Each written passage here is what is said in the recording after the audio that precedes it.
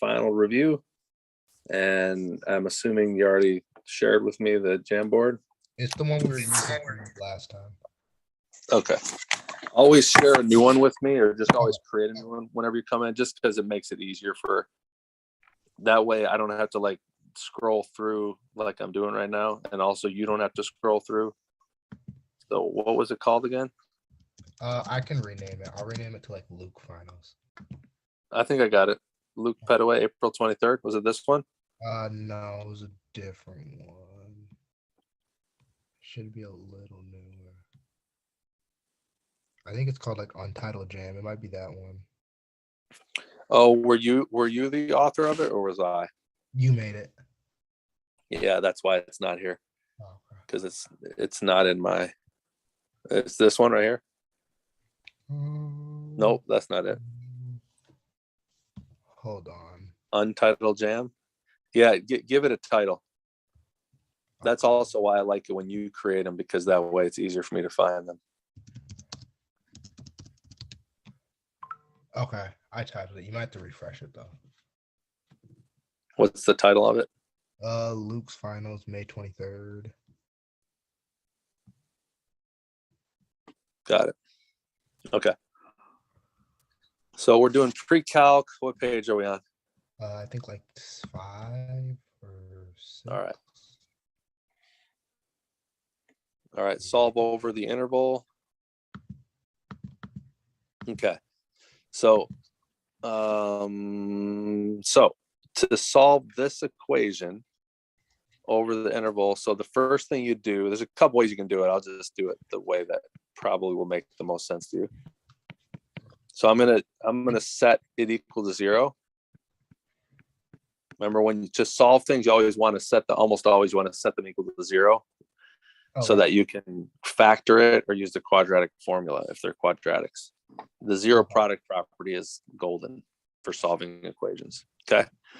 And when I do that, you'll notice, oh, look, I've got a secant x in both of them. In fact, I've got a 3 secant x. So I can factor out a 3 secant x from both of those factors, right? And when I factor it out of here, what am I going to be left with if I factor a 3 secant x out? Would you just have cosecant x? I'd have cosecant x. And what would I have left here if I factored a 3 secant x out? 2 secant x? Not secant, because the secant already came out. Oh, so just 2. Okay. Just 2. Do you get that? Yeah. Okay. Now I have a product. You see, I have this times this equals 0. Remember, the 0 product property says that I can set each one of them equal to 0. So 3 secant x equals 0, or cosecant x plus 2 equals 0. Okay. Got it? In this case, secant x equals 0.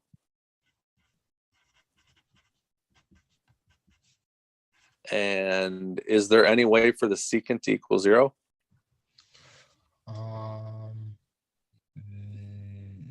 Because this would mean that cosecant, I'm sorry, not the cosecant, the cosine of x would equal 1 over 0. Yeah, so no. And that can't happen. So no solution for this one. And how about for this one? Cosecant x equals -2, right? Which means the sine of x equals -1/2, right? Flip it. Yeah. And so think of your unit circle. Where does the sine equal -1/2? That would be down below, right? That would be here and here, right? For it to be -1/2, it would be that angle and that angle. Okay. And this is what your reference angle here would be, what, your smaller one? 11. Your pi over 6. Yeah, the pi over 6. Right? So if this is pi over 6, then you're right, you would be 11 pi over 6, right? And what's the other one? 7 pi over 6. Perfect. Good job. And we're answering it that way because they told us to solve it over the interval from 0 to 2 pi. Yeah, okay. So that tells us they don't want degrees, they want radians. Okay. Now let's always check our answers. Here's how we can check. Take our calculator. I'm going to store in my calculator I'm going to store 11 pi over 6. So type in 11 pi divided by 6 and hit enter, and then store that for x. Okay, so every time I type in x, it's going to plug that value in. So now I'm going to plug in the left side of the equation, see what I get, and plug in the right side of the equation, and those should be the same. Got it? So 3 secant, let's hope secant's on here. Do I have those functions in here or no? I don't think. I don't know if they have them in this calculator, in your calculator or in mine. I'm not sure. So we're gonna have to do the reciprocal.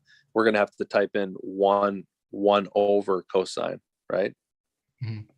1 divided by cosine x. So we're gonna have to do a little bit of extra work here. And then 1 divided by sine x, right? Mhm. Okay, so there's those. And I'm gonna hit enter now. I don't care what the answer is, but whatever that is, I should get it when I do the other side as well, right? Okay, yeah. So I'm plugging in -6, and the secant is 1 over cosine. 1 divided by cosine x. I'm typing x in, and I'm hoping I get 30.045, and I didn't. So either I punched it in wrong, or my calculator might not be in degree radians. Let's check the mode. Yeah, the calculator's in degrees. You see that? I want it to be in radians. All right, so let's punch those back in again. Hit enter, enter. There's the first one. Here's the second one, and they're the same. So I know I did it right. Okay. Gotcha. So that's a good way to check. Always check your answers if you can. All right, solving this equation. I'm going to first, like I just did before, I'm going to factor out what? What can I factor out of both of those? The cosine x. Good. When I take a cosine x of this, what am I going to have?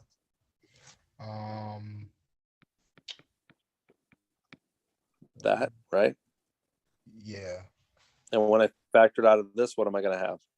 Just -1. Good. Equals 0. Now what do I do? God bless you. Thank you. It would either be like cosine of x would have to equal 0. Mm-hmm. Square root of 2 sine x minus 1 would have to equal. Good. And if this equals 0, what does x equal? Think of your unit circle. Cosine x equals 0 means the x coordinate is 0, which means it's either here or here. So right? Pi over 2 or 3 pi over 2, right? Those are those two answers. Now, what about this one? Sine x equals 1 over root 2, which is the same as sine x equals root 2 over 2. And where does that happen? Like the pi over 4s.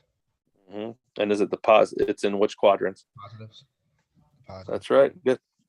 So it's pi over 4 and? Would it be 3 pi over 4? Perfect. Good job. So x equals pi over 4 and 3 pi over 4. So those are your 4 answers. Okay.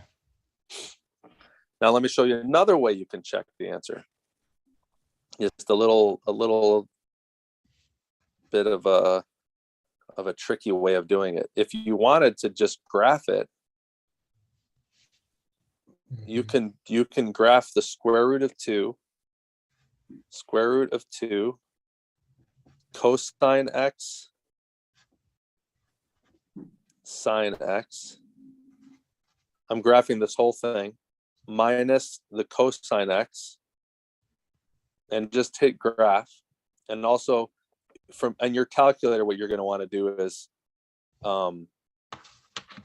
you're going to want to make sure it's in zoom trig so that it's easier for you to see. Like this calculator on my iPad here is really nice. I can zoom in and out, right? But you want to do a zoom trig. Okay. Now we wanted to go from where do they want to? I didn't see the directions. Do they want to go from 0 to 2 pi? I'm assuming because it like I think like the questions were like right after each other, so I'm assuming it'd probably be that. Okay. So 0 to 2 pi would be like from 0 to like 6.28. Okay. So it's like that right there. Let me snap a picture of this so that you can see what I'm going to do with this. So there's my 0 to 2 pi. Okay. Done. Let me see if this works. Save the photos. All right. I tried this the other day. Let's see if I get this to work. Image library. Dang it. Did it not show up yet? Yeah, see, for some reason it doesn't show up right when I do that. Then when I tried it again, it worked the second time, but it didn't work the first time. I don't know why that happened. So there's my graph. Done. I have to save it to files. No, I shouldn't have to do that. Done. Save the photos. That should work. For some reason, it doesn't work the first time, but it worked the second time. See? Look at that. Well, I don't know why that worked the second time, not the first. Anyway, there's my graph. Mm-hmm. Now, remember, what were we trying to find? Where x is equal to 0, right? Mm-hmm. So where does x equal 0? Where does this equal 0? It equals it there, there, there, and there. Those 4 places are the 4 places where it equals 0. Guess what this place is right here? That'd be like the same as pi over 2. That's pi over 4. Okay. Guess what this one is right here? The second one's pi over 2. That's pi over 2.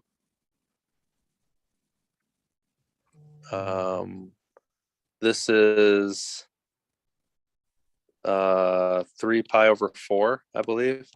Mm-hmm. And this is 3 pi over 2. We can check it actually if you tap on these with this. It shows you the 0. Mm-hmm. So there's the one. There's 1 0. It's 0.785, and that's pi over 4. If you take in your calculator and you punch in pi divided by 4, it's that number. Okay. 0.75. And then Got it. And then that one right there is 1.57, which is double of that.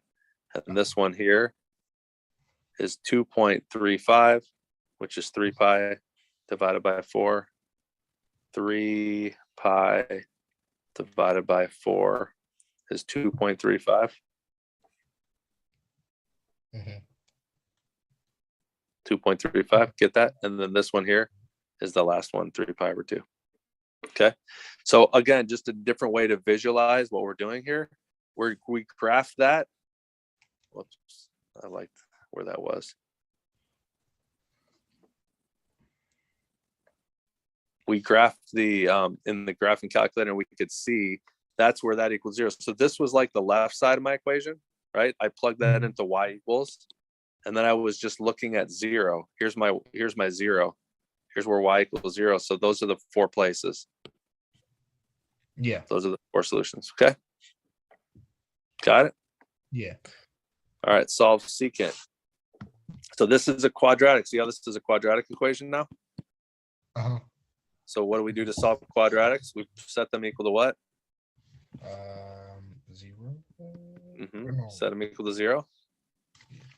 Now, in order to solve this one, did your teacher show you the u substitution? Did she like say, what if this was u squared minus u minus 2? Did she do it that way, or did she just kind of go straight to secant? I think she kind of did like let u be like secant. Right.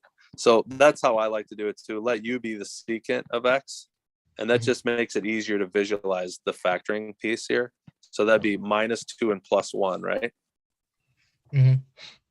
Which means u minus 2 equals 0, or u plus 1 equals 0, which means u equals 2 or u equals negative 1. But remember, u is just secant of x. So secant of x equals 2, or secant of x equals -1. And that means the cosine of x equals what? 1/2. Good. And the cosine of x equals? Like -1/1. So also -1. Good. So take your unit circle, look at your unit circle, think about your unit circle. The cosine is the x coordinate. So when is the x coordinate 1/2? When the other one is √3/2, right? So that's a 60-degree angle, or a pi/3. Got it? Yeah. And it's also this one over here, pi/3. So that would be 5 pi/3. Yes. Got it? You see how I did that? Mm-hmm. X equals pi/3 or 5 pi/3. And how about where is the cosine equal to -1? Would that be at pi? Mm-hmm. So there's your answers. And again, if you want, watch how nice and easy this is if you have your graphing calculator. If you want, just punch in to your graphing calculator. Now, this is going to be a little bit trickier because I have to do the whole divided by cosine, right? But you can do it. It's not terrible. If you want to check, if you have time, you might as well check your answers by doing this. -1 divided by cosine x -2. We're going to graph that and see what it looks like. And when I graph it, I'm trying to find out where that equals 0 between the interval from 0 to 6.2. And can you see all the places that equals 0? Yeah. Do you see them? There's 1 here, 1 there, and 1 there. So there's just 3 places. Got it? So that's just a good way to check. Like, am I doing this right? Do I have the right answers? Yep. Visually, I can see it. I can see that that's true. That's your pi/3 right there, 1.047. This is your pi. See how it's 3.14? Yeah. And this is your 5 pi/3. Okay. Okay. You like that little trick of using your graphing calculator? Yeah. It's pretty nice. If they let you use it, you might as well use it to check if you got more time. All right, now this one is a little bit different. This one, we have a double argument here. So there's a couple ways you can do this. And I'm going to show you both ways. Okay. And I'm going to show you visually both ways why it works the way that it does, okay? So way number 1 for this one is you could realize, oh, wait, doesn't that just equals 2 times the sine x cosine x? Doesn't it? Remember that formula? Have you learned that formula? Sine 2x equals 2 sine x cosine x? Or have you not learned that yet? I think I might have learned it and forgot because this was like my worst unit. So I don't know if you learned it in regular pre-calc, I'll be honest with you. It might have only been an honors pre-calc thing. But that is something that you could have done. Okay. Although doing that, I don't know that that's actually going to help you now that I think about it. Oh yeah, that'll help. No, will it? No, that actually won't help. That particular thing won't help. So forget that whole 2 ways of doing it. We're going to do it the other way. We're going to do it by using u substitution again. So we're going to let u equal 2x. Okay. So if I told you that sine of u equals 1/2, what would u be? Sine of u equals 1/2. Think about where that is. Think of your unit circle. The sine of 1/2 means it's like this. Or like this, right? Yeah. Because the sine is your x coordinate.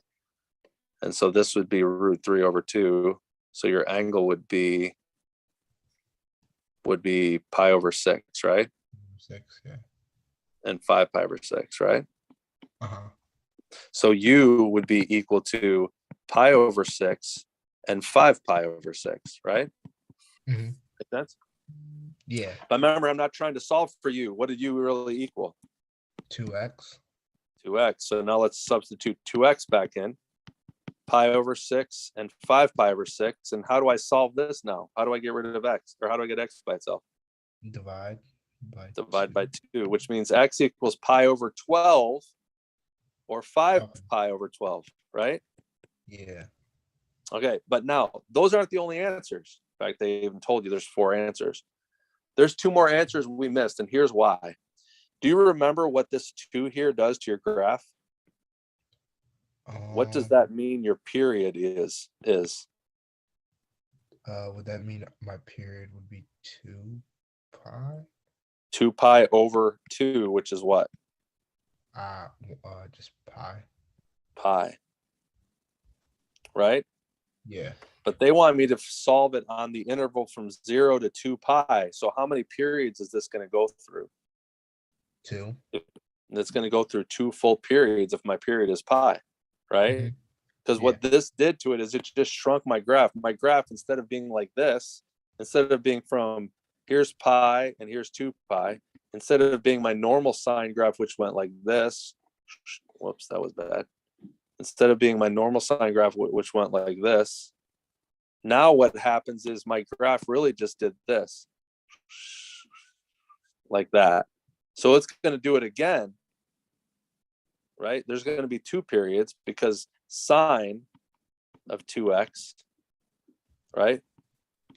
That was my graph. And I'm trying to find out where it equals 1/2. And where's 1/2? Well, this is 1, right? So this is 1/2. Where's 1/2? It's here, here, here, and here. And guess what? Which ones I just found? When I found pi over 12 and 5 pi over 12, which of these 4 did I just find? I found those first 2. Yeah. There's pi over 12, and there's 5 pi over 12. Well, how do I find this one right here? How do I find this? I'm going to color it green. How do I find that one? Isn't that just 1 period away from the first one? Yeah, so would it be... So I just add what to this? I add 1 period to it. And what's 1 period in this case? 12. 12 pi over 12. That's right. It's pi, right? So what do I get if I add 12 pi over 12 to it? 13 pi over 12. Perfect. That's what that one is. This one is 13 pi over 12. You get it?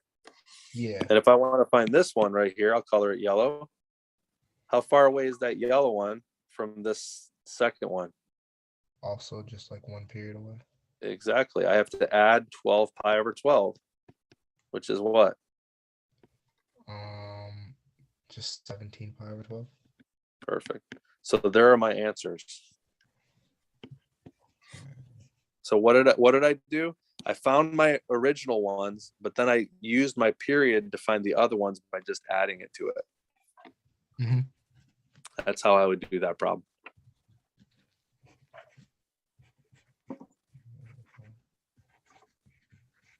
Make sense?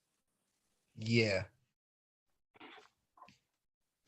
And again, I suggest you go back and you watch that video. This is being recorded.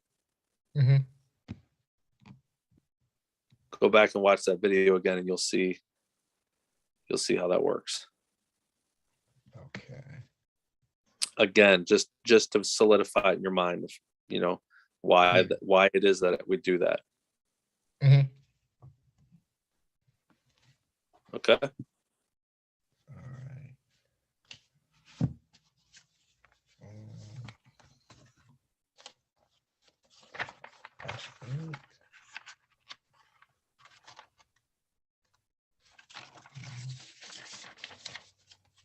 Those are pretty much all the ones I had that I was still like needed help on.